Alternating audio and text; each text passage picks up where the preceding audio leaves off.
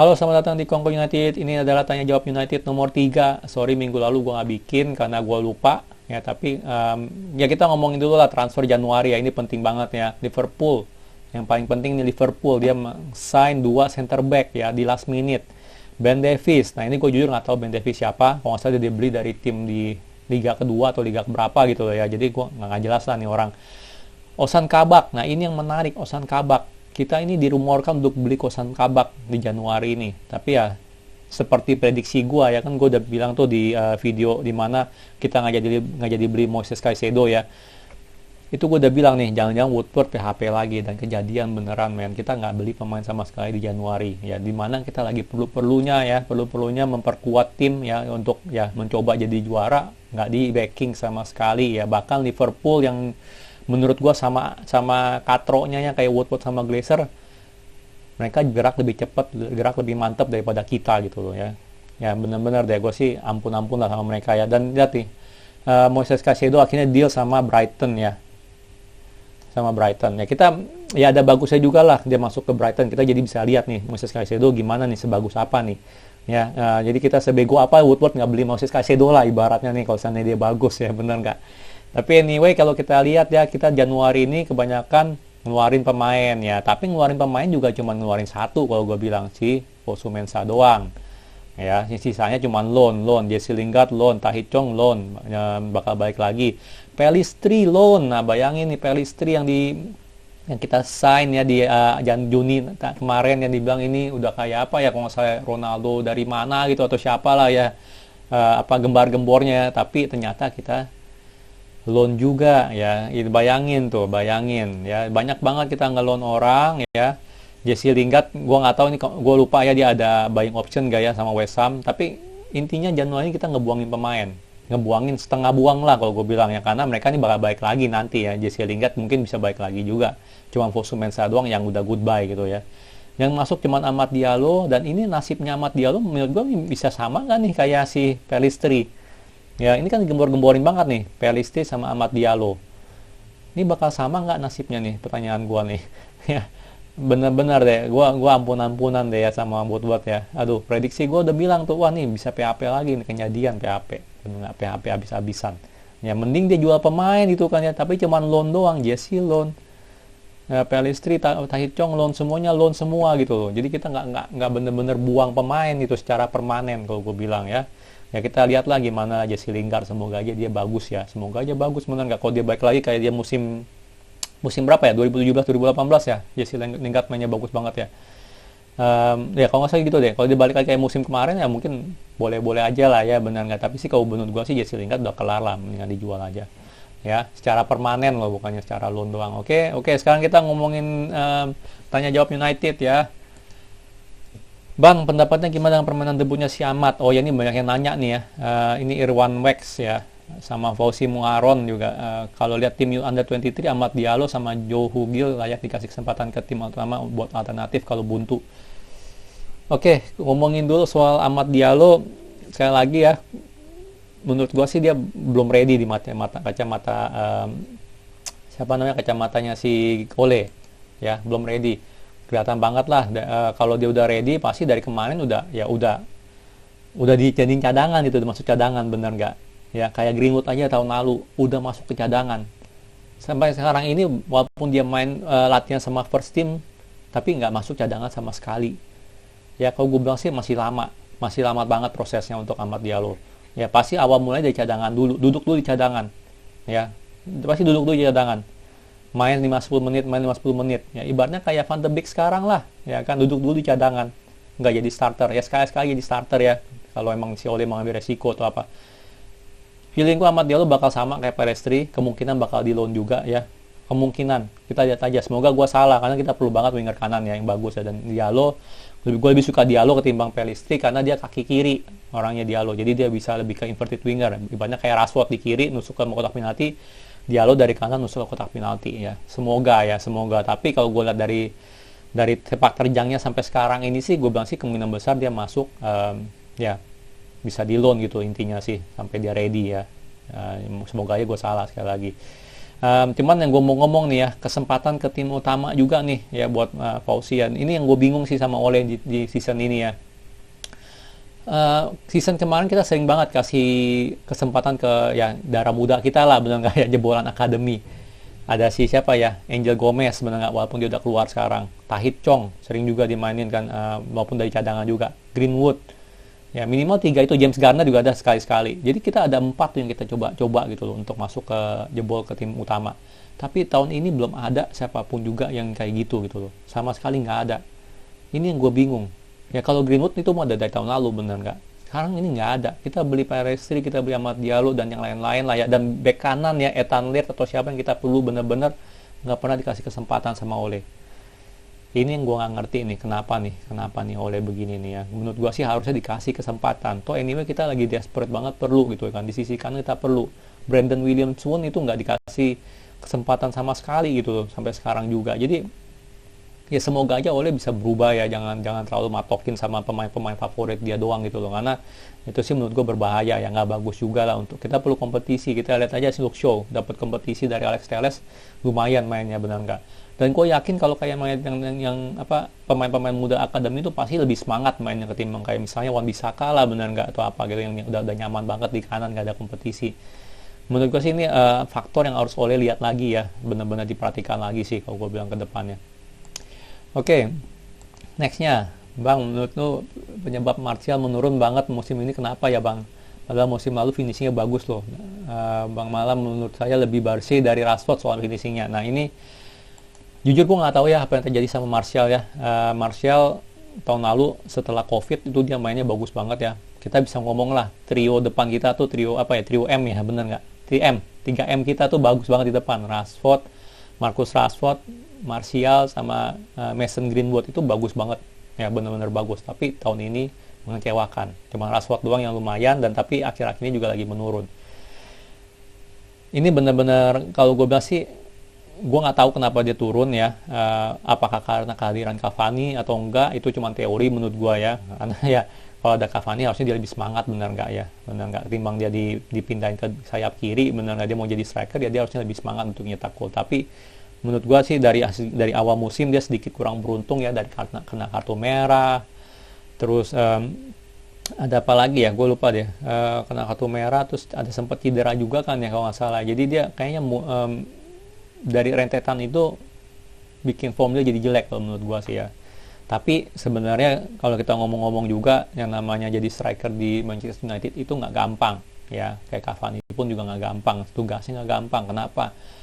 Karena kita nggak punya winger yang bisa crossing ya, cuma ngandarin Luke Shaw doang sekarang ini, atau Alex Telles itu jadi kiri doang tuh, satu orang doang ya, karena nggak mungkin Luke Shaw main bareng sama Telles ya.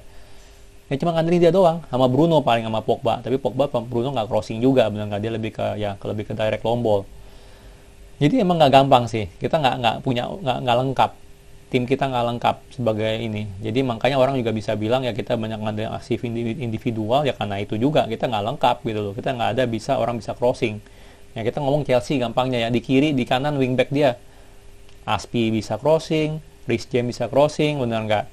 Nah terus siapa, di kiri dia ada si Alonso sama Chilwell, benar nggak ya. Oke lah, terlepas dari siapa lebih bagus, tapi mereka berempat itu kan bisa crossing benar-benar. Kalau di kita cuma kiri doang yang bisa crossing, di kanan tuh nggak bisa gitu loh ya kan. Wan Bissaka nggak bisa crossing, sisanya ya dia nggak mau coba, benar nggak sih Ole ya. Ada Dalot bisa crossing tapi dia nggak mau coba. Jadi ya gitulah ya.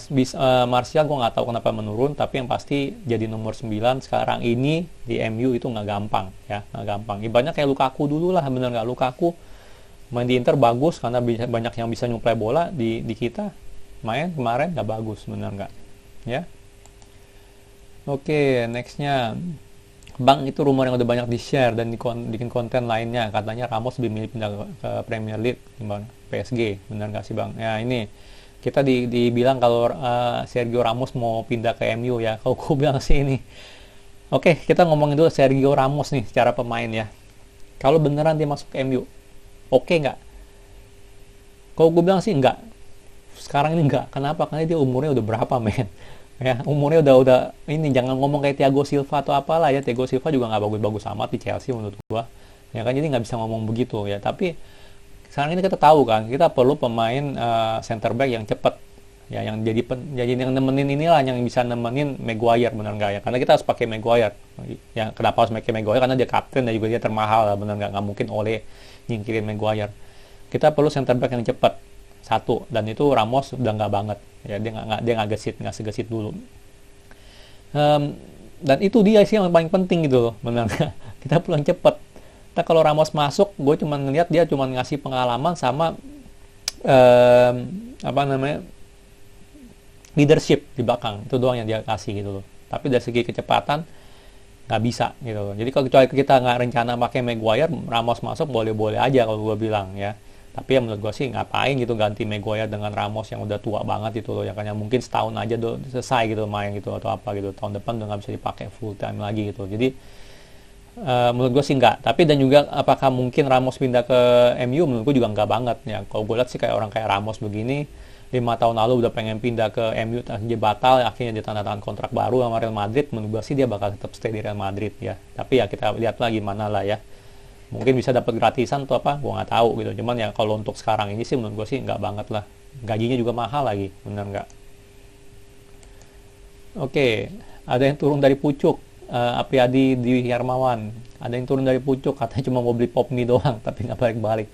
Ya jangan begitulah Bor, bener nggak? Kita harus tetap pede ya. Kita ini bukan fans Arsenal ya, yang 2-3 kali match yang jelek langsung apa bilang out, bener nggak? Kita fans MU, bener nggak? Jadi kita tetap harus dukung dulu lah. Toh kondisinya sekarang ini masih nggak jelek-jelek amat lah, bener nggak ya? Walaupun kita bisa banget nih tersingkir dari top 4 sekarang ini ya, karena belum balik ya, belum bounce back. Tapi ya jangan lama-lama lah beli pop mie, bener nggak? Pop mie 5 menit habis kok, bener nggak? Bentar lagi juga naik lagi ke atas ya, don't worry, tenang aja Bor. Sakur Pacul, bener banget bang, ngedrop semua ini pasti yang pas lawan ini nih, Southampton nih kalau salah nih ya, komennya nih. Bener banget bang, ngedrop semua pemainnya tadi pagi, nggak tahu kenapa nggak ada fighting spirit, umpan salah mulu, gila. Habis halftime gue tinggal main game tadi, pada niat bangun lagi mau lihat MU mainnya hancur banget ya. Ini sih jujur sih gue nggak tahu banget ya lawan Southampton itu kenapa ya, bener-bener lu kayak aduh, benar-benar nggak ngerti dia kenapa ya. Kalau Arsenal kan masih bisa dilihat ya, masih bisa dianalisa gitu kan ya. Babak pertama Arsenal apa parkir bus, benar nggak ya? Orang fans Arsenal nggak bakal ngomong dia Arsenal parkir bus ya, tapi babak pertama jelas banget dia parkir bus. Lihat aja statistik babak pertama. Kalau bisa lihat statistik dari Storm seluruhnya juga kita bisa lihat kan, kita megang 55% bola, dia 45%. Ya itu karena juga itu babak kedua mereka mulai nyerang. Ya jadi kalau Arsenal kita masih bisa analisa gitu, tapi kalau Southampton sih gue belum nggak bisa analisa kenapa emangnya pada kayak anti gitu masukin bola ke kotak penalti gitu, kayaknya anti banget tuh semuanya tuh. Gue nggak ngerti lah pokoknya itu ya. Nah ini juga nih Arif Setiawan nih, ini pasti dari dari komen yang komen kalah lawan Southampton nih. Reaksi gue saat MU kecepatan 2 gol, gue langsung unfollow IG pemain MU, Manchester United dan coach Justin. Lalu grup WA MU juga keluar dan FB berita tentang MU gue langsung nggak ikutin lagi, dan yang hubungan dengan sepak bola tidak ada hubungan. Gue unsub semua. Waduh ya, waduh, Fabio Romano juga matiin tweet. Pemain MU mau unsub channel Kongko karena kesel banget kekalahan semalam tadi, tapi nggak jadi, hanya channel Lubang yang selamat dari murkaan gue. Ya makasih banget nih si Bro Arif nih, salah satu subscriber awal gue nih kalau nggak salah nih. Gue lupa dia subscribe di berapa ya, kalau nggak salah di 100 atau berapa ya. Gue masih 100 subscribe nih, udah nyasar nih Bro Arif nih ke channel gue nih ya. Tapi anyway dukung terus lah ya, jangan putus harapan lah, walaupun ancur-ancuran lawan Southampton kemarin sih, tapi ya tetap semangat lah ya. Oke bro. Willy Caniago, tanggapan tentang si Jus yang Bang yang katanya crossing corner bukan assist, kasihan Beckham. Waduh, gue nggak nonton yang ini nih, gue nggak nonton videonya si coach Justin nih ya, yang crossing corner bukan assist. Tapi kita tetap harus hargain lah ya, gimana pun juga coach Justin itu ya salah satu pundit yang bagus lah kalau gue bilang sih. Emang lah kalau soal MU ya, dia ngomong dia netral, ternyata gue yakin banget sih enggak lah, bener kayak namanya fans Arsenal tuh nggak mungkin netral terhadap MU ya, kayak fans MU tuh nggak mungkin netral terhadap Arsenal. Yang kita mau bilang netral pun itu ngebohongin diri sendiri, bener nggak? Tapi anyway kita harus selalu hormatin lah pendapat orang ya, dan gue lihat sih karena gimana pun juga semua pundit tuh punya apa ya, punya idealisme masing-masing gitu loh, benar nggak? Terutama juga Coach Justin, dia punya idealisme cara bermain bola di dunia dia gitu loh, benar nggak? Di pandangan dia. Ya, ya sering dengar lah ya, nggak boleh sering apa ya, dribbling nggak boleh, benar nggak? Ya, nggak boleh sering crossing, benar nggak? Terus apa lagi ya, gue lupa lah, ya benar nggak? Tapi kalau kita lihat ya dari backgroundnya Coach Justin yang bekas melatih futsal ya mungkin masuk akal juga kali ya. Ya lu dribbling di futsal lu udah mentok gitu, benar nggak? Lu crossing nggak bisa crossing di futsal. Corner futsal nggak bisa, lu cuma angkatin bola doang, nggak di benar-benar diambil cornernya. Ini mungkin ada hubungannya kali dengan dia tuh bekas bekas pelatih pelatih futsal kali ya. Tapi anyway tetap harus kita hormatin lah ya, gimana pun komen dia banyak yang valid ya soal taktikal atau apa, menurut gue dia cukup cukup mendalam lah daripada pundit-pundit yang lain ya. Jadi ya gitulah, kalau soal crossing corner bukan assist ya, ya tapi faktanya adalah itu kan dihitung assist, sebenarnya selalu dihitung assist, bukannya enggak ya. Jadi tapi gue nggak nonton lah video yang itu, jadi gue nggak bisa ngomong banyak soal ini ya, Bor. Oke, kayaknya itu yang terakhir ya, tanya jawab United ya. Jangan lupa ya, kalau emang mau komen apa pasti gue pilih ya. Kalau gue pilih ya berarti bakal masuk lah tayang di nextnya tanya jawab United nomor 4 ya. Ntar malam nonton, jangan lupa lawan Southampton ya di jam 3. Gue sih nonton di Mola TV. Oke, kalau suka jangan lupa like, subscribe, and thank you for watching.